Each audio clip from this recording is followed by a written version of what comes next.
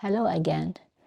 I finished with my section 1, which is the circle, and now I'm ready to knit section 2. And before we begin knitting section 2, we have to prepare, do a bit of prep work. First, notice I still have my center stitches, and I need to pick one side to be the top. Doesn't matter, whichever side looks better to me. They look almost identical. Just choose one that works for you. Then what we need to do is we need to identify the center stitch on the stitch on the I-cord that corresponds to the center stitch. And we can eye it. We can just go like this and say, okay, well, that looks like this one here. And so basically we're going to put a stitch marker at that location of that center stitch. Also, I want to point out that this here, we worked the rows in this direction. So we have rows going in around the circle. And then we've got stitches going across this way. So we have 1 stitch, 2 stitch, 3 stitches, and 4 stitches going across this way. When we pick up stitches to work the second section, we need to pick up at the top or at the outer edge of that I-cord. That outer edge of the I-cord happens to be the 3rd stitch for that row. So 1, 2, and 3. And so basically we want to pick up stitches then under both legs of that stitch on top, which is the 3rd stitch for that row of the I-cord. But before we do this, we need to mark stitches on either side of the center stitch. Now, if you're working your actual shawl, which is what I'm doing in here, I started a new shawl with some fun colors. I've already marked my center stitch on the I-cord, and I counted the required number of stitches, and I marked, put a marker on either side of that center stitch. Now the stitches starting with the left marker to the right marker are the reserved stitches. So those will be the top. Those will be the top here of your shawl. On this little swatch or circle, I'm only going to count a partial number of stitches, and I'm going to mark them. So I'm going to count 5 stitches. 1, 2, 3, 4, 5. Now I'm going to mark that, and 5 in the other direction. 1, 2, 3, 4, and 5 to make sure I did it right.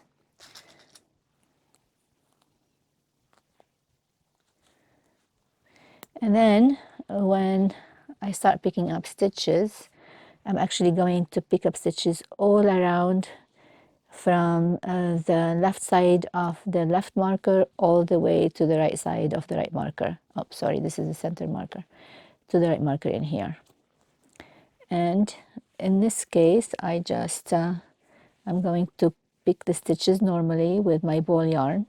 Again, I start right here to the left of the left marker. And I go all the way. I'm picking up the stitches under both legs of that I-cord stitch. So basically what's happening is I am picking up a stitch in every row of the I-cord, and that stitch is picked up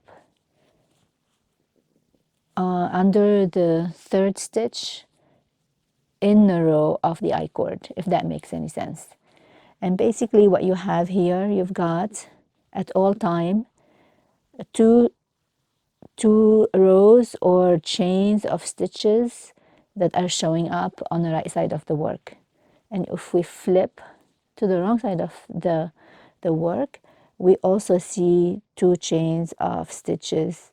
So you've got 2 in the back and 2 in the front. And that's all you need to do to start picking up stitches and follow your instructions to begin working the second section. I'm going to come back and show you how to work the Japanese short rows.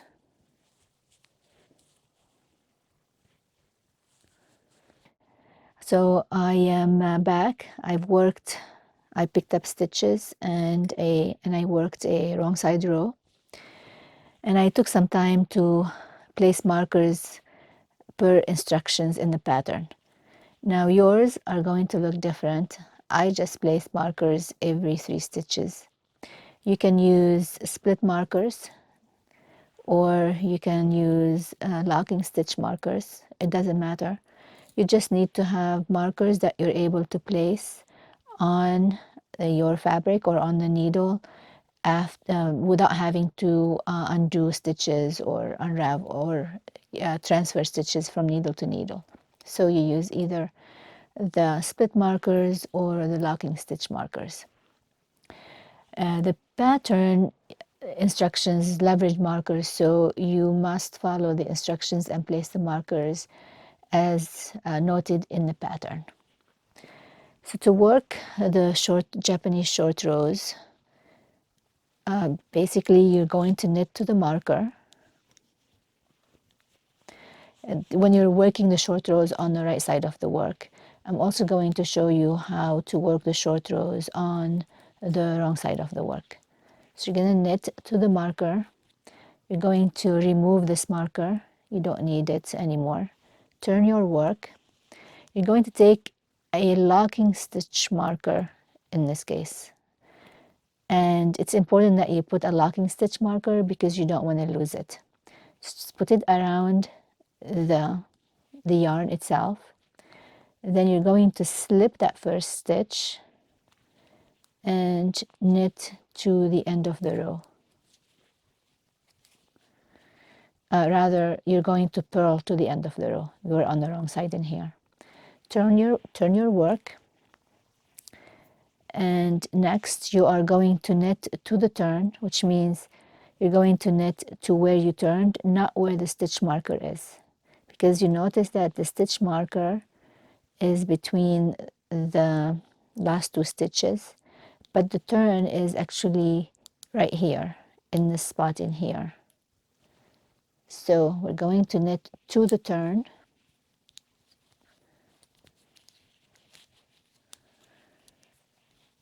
And when we get to the turn, we're going to lift that stitch marker with that strand on it and place that on the left needle tip. And then we're going to knit the next stitch and that strand together.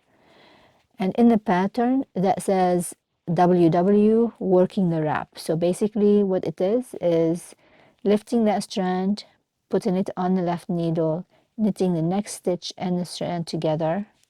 That means working the wrap. And then you remove that stitch marker. You knit to the next marker.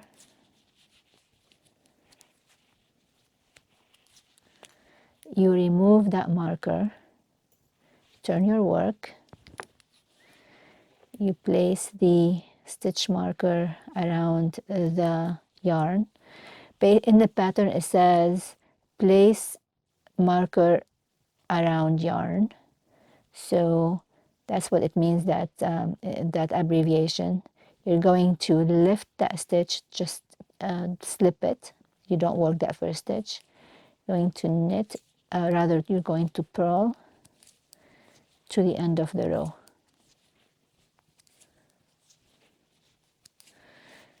And this is how it looks like on the wrong side. And this is how it looks like on the right side. And you'll notice that you can't actually tell that you've made a turn. Going to show it one more time. And this time I'm going to knit continental style. I'm going to knit to the turn.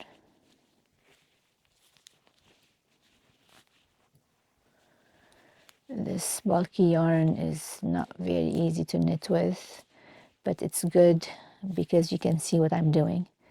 So here you're going to take that, pull on to that stitch marker, place that, notice how I go, I actually pull on it and I put the needle from it so that that leading edge is in the front.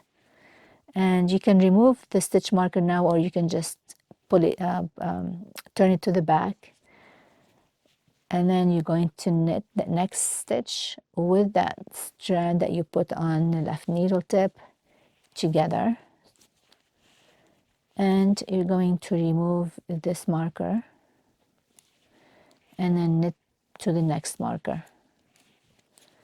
When you get there, you take out that marker, turn your work,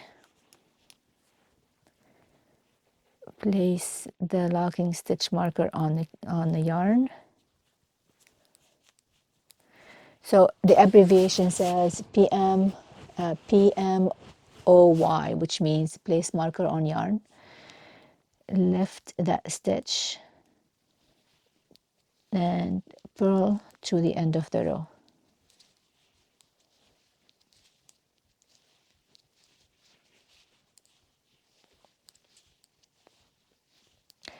I'm going to finish working the right side short rows, and I'm going to come back and show you how to work the Japanese short rows when you are processing that wrap on the wrong side of the work.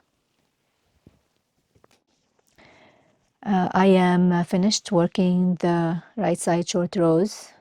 I knit one complete row to get to start with the left side short rows, and I place my markers, and now I turn to the wrong side of the work to begin working the short rows.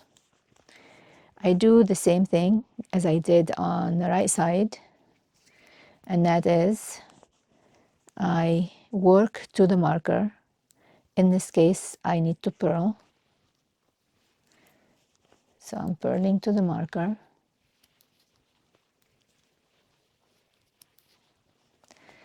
I take out that marker, turn my work, and my yarn stays in the back. I put the locking stitch marker around the yarn, pull it close to the needle. I slip that stitch, and note that I'm slipping that stitch simply by transferring it from the left to the right. I don't slip it knitwise. I just transfer it from one tip to the other, and make sure that the locking stitch marker stays close to the needle, and then I knit to the end of the row. Turn my work again, and now I'm going to knit to the turn, and then I'm going to work this wrap with the next stitch. So I'm going to work to the turn, or purl to the turn.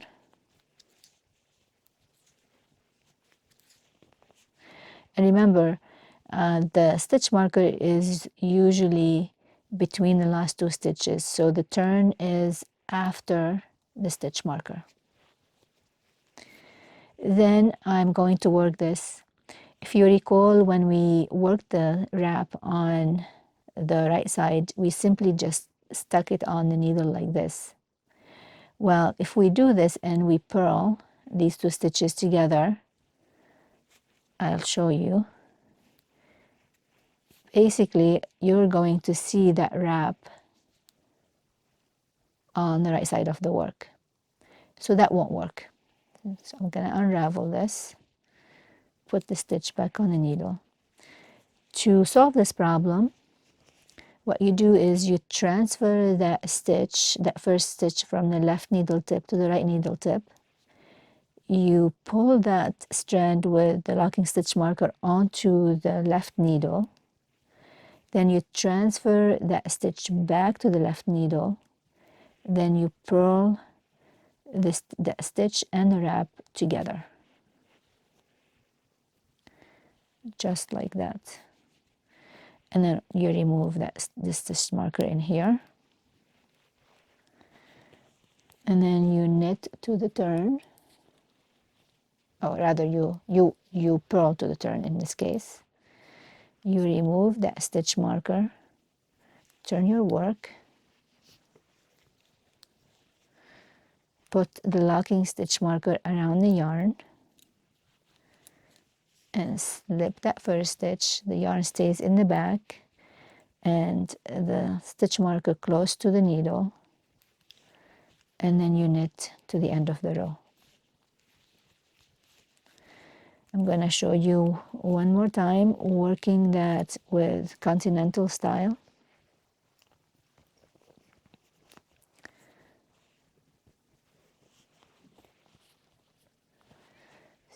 Knit to the turn, or rather, I keep saying knit, purl to the turn.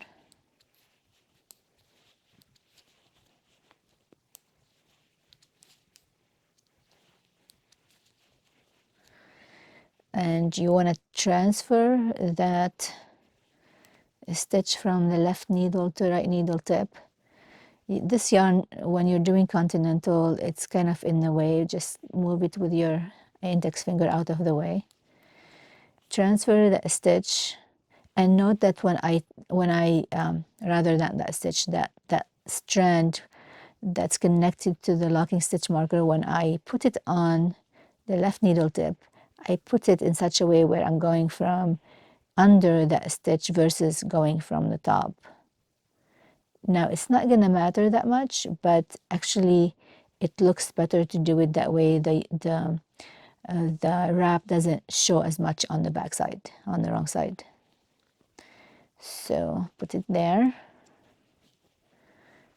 Move that yarn to the front because I need to purl, and then transfer that stitch back to the left needle tip, and then purl the stitch and that wrap together, and then knit to the next marker. Remove that marker, and I forgot to take this out after I finished working that wrap. It's not a big deal. You can take it out right now. Turn your work, put it on the yarn, slip that first stitch, and then repeat the process.